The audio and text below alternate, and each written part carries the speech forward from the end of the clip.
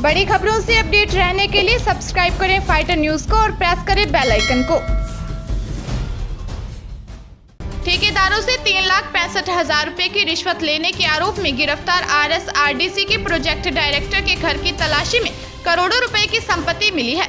Bureau की बीकानेर चौकी के ASP रजनीश पूनिया ने बताया कि घर की तलाशी में 400 ग्राम सोने और 1.5 किलो चांदी के जेवरात 35,000 रुपए नकद मिले हैं। इसके अलावा 8 प्लॉट के कागजात मिले हैं, जिनमें से 6 बीकानेर और 2 जयपुर में है। किलचू गांव में 7.50 हेक्टेयर जमीन और करीब 18 हेक्टेयर बेनामी जमीन का भी पता चला है। इसके अलावा भी छानबीन की जा रही है। बीकानेर संभाग के किसानों को प्रधानमंत्री लघु सिंचाई योजना के तहत वर्ष 2017-18 में स्वीकृत डिग्गियों के बकाया किस्तों के भुगतान के लिए 14 करोड़ रुपए केंद्र सरकार ने मंजूर कर दिए हैं। प्रधानमंत्री कृषि सिंचाई योजना माइक्रो इरिगेशन के तहत प्रत्येक लाभार्थी किसान हेतु 1-1 लाख की प्रथम किस्त की राशि का बजट 14.75 करोड़ कार्यालय सहायक निदेशक बीकानेर में आ चुका है, जिससे कार्यालय सहायक निदेशक कृषि बीकानेर के कार्यालय सहायक निदेशक कृषि छत्तीसगढ़ और कार्यालय जिला विस्तार अधिकारी बीकानेर के अधीन क्षेत्र के किसानों को बड़ी राहत मिलेगी। बीकानेर शहर में बिजली चोरी रोकने के लिए पिछले महीने शुरू हुए BKESL के सतर्कता अभियान के तहत अब तक बिजली चोरी के 112 मामले पकड़े गए हैं। अभियान के तहत 18 मई से 10 जून तक 30 क्षेत्रों में 112 चोरी के मामले पकड़े जा चुके हैं।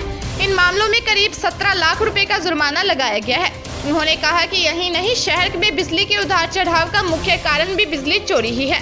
इनमें अधिकांश मामले बिजली के तारों पर आंकड़े डालने, मीटर से छेड़छाड़ व सर्विस केबल में कट लगाकर बिजली चोरी के हैं। बीकानेर जिला परिषद के मुख्य कार्यकारी अधिकारी ने एक ऐसा आदेश जारी किया जिसमें लेबर एक्ट के नियमों का भी ध्यान नहीं रखा गया। रात्रिकालीन ड्यूटी में के लिए CEO ने 2 कर्मचारियों को 15.5 घंटे ड्यूटी करने के आदेश दिए। यह दोनों संविदा कर्मी है। शाम 6 बजे से सुबह 9:30 बजे तक एक कर्मचारी की कार्यालय में ड्यूटी लगाई। रोटेशन से अगले दिन दूसरे कर्मचारी को भी इसी तरह कार्यालय में ड्यूटी करनी होगी। श्रमिक नियम के तहत अधिकतम 8 घंटे की ड्यूटी होती है, लेकिन संविदा कर्मियों के लिए यह ड्यूटी 15.5 घंटे करना अपने आप में एक सवालिया निशान है। चूरू के हमीरवास थाना क्षेत्र के बड़ा में कुएं में गिरने से एक व्यक्ति की मौत हो गई। घटना को लेकर हमीरवास थाने में मर्ग रिपोर्ट दर्ज हुई है। पुलिस के अनुसार सोमवीर पुत्र बजरंगलाल धानक निवासी हमीरवास बड़ा ने रिपोर्ट दी कि उसका चाचा जय कुमार पुत्र अमर सिंह धानक खाना खाकर खेत में बाजरे की रखवाली करने के लिए गया था। रात को पशुओं को निकालते समय उसका चाचा खेत के पड़ोसी ईश्वर के खेत में पैर फिसलने से कुएं में गिर गया, जिससे उसकी मौत हो गई। चूरू के सादुलपुर थाना में ददेरवा में उस तरह से चोट पहुंचाकर एक युवक को घायल करने को लेकर थाने में नामजद मामला दर्ज हुआ है। पुलिस के अनुसार मनोज पुत्र रामधन धानक निवासी ददेरवा ने रिपोर्ट दी है कि उसके पिता ने गांव में परचून की। लॉकडाउन के दौरान स्कूल बंद होने पर वह उसका भाई विकास दुकान पर बैठते हैं। वह 10 जून को विकास के साथ दुकान से दाढ़ी व कटिंग करवाने के लिए जा रहे थे। सुखराम के पुत्र प्रदीप ने जान से मारने की नीयत से उस तरह से विकास पर हमला कर दिया, जिससे उसकी गर्दन व कंधों पर चोटें आई हैं।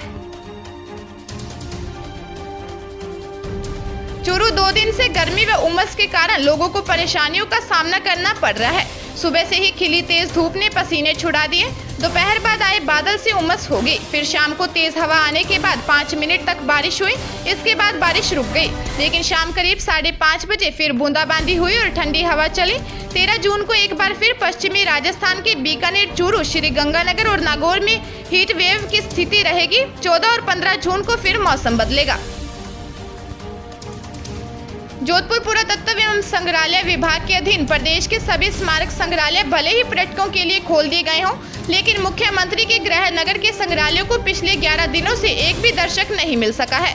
ऐसे में पुरातत्व एवं संग्रहालय विभाग जोधपुर वृत्त के अधीक्षक BL मौर्य ने उमेद उद्यान और मंडोर उद्यान के मुख्य प्रवेश द्वार खोलने के आदेश जारी करने के लिए जिला कलेक्टर, नगर निगम व सार्वजनिक विभाग के अधिकारियों से गुहार लगाई है। अधिकारियों को लिखे पत्र में कहा है कि उद्यानों के प्रवेश द्वार बंद होने से पर्यटक नहीं पहुंचने से संग्रहालय वीरान पड़े हैं।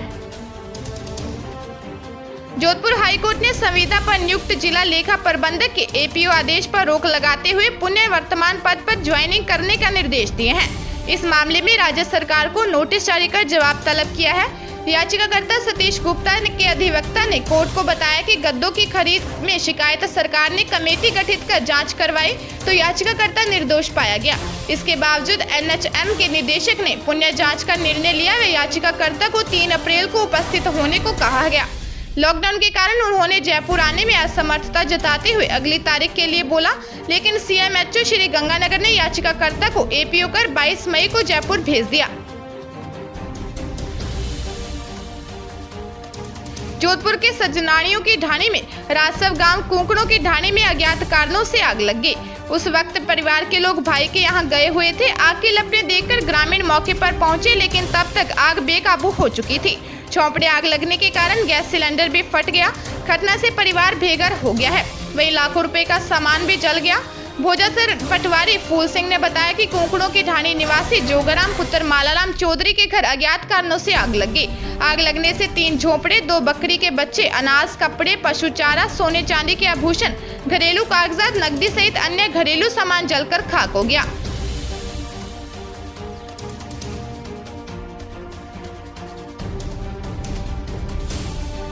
ताजा तरीन खबरों के लिए फाइटर न्यूज को सब्सक्राइब करें और बेल आइकन को प्रेस करें ताकि नई न्यूज अपडेट होते ही आपके फोन की घंटी बज जाए।